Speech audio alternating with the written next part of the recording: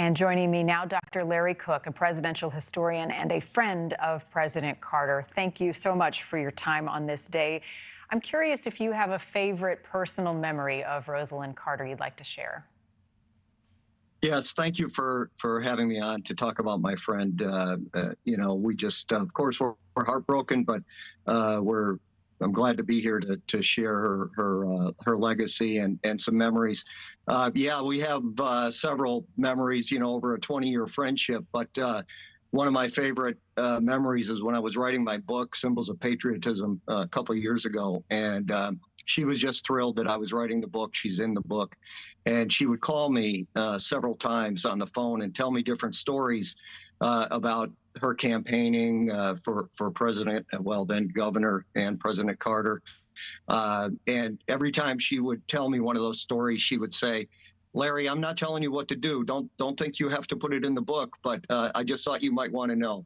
And I just loved getting those phone calls from her. But there are so many other memories as well. Yeah, she was so involved in his political career, and after he left the White House, the two of them and the work that they did. What is one thing that most people might not know about Rosalynn?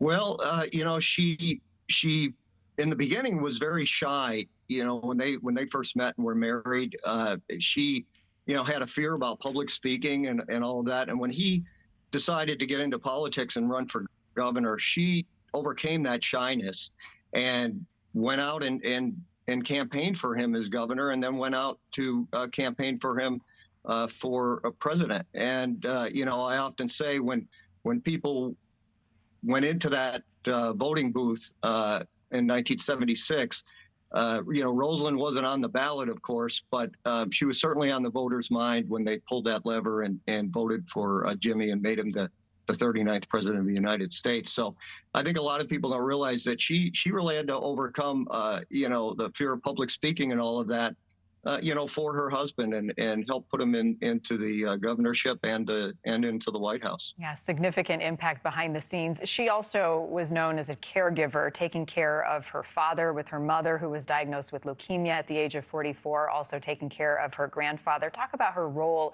as a caregiver and an advocate for people who find themselves in the same position.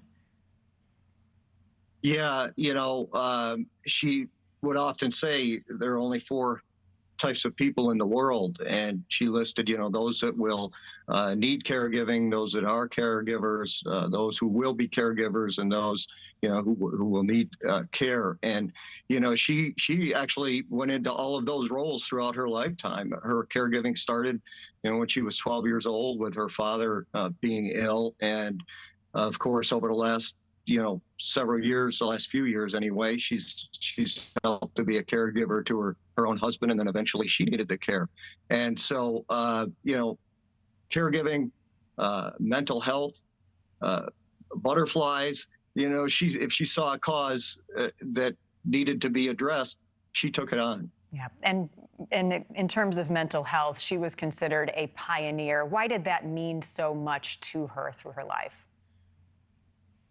Well, I think from some personal experiences. I mean, I mentioned the phone calls while I was writing my book, and one of the things that she told me, one of the stories, was that when she was campaigning with Jimmy for governor, and she one night was standing outside of this factory in the middle of the night waiting for the shift to come out to introduce herself and campaign for Jimmy, and she talked to a lady there who had a daughter at home that had mental illness. And she told Rosalynn that, she hoped when she got home that her daughter was asleep so that she could get some rest herself.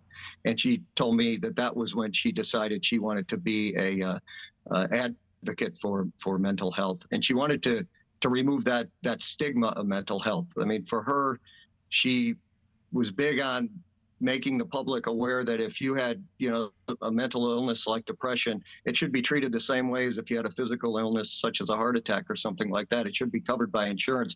It shouldn't be frowned upon. Right. She had such a gigantic impact on helping drop the stigma well before many people recognized it as such. Thank you for watching. Go to newsnationnow.com to find News Nation on your television provider. And don't forget to click the red subscribe button below to get more of News Nation's fact-driven, unbiased coverage.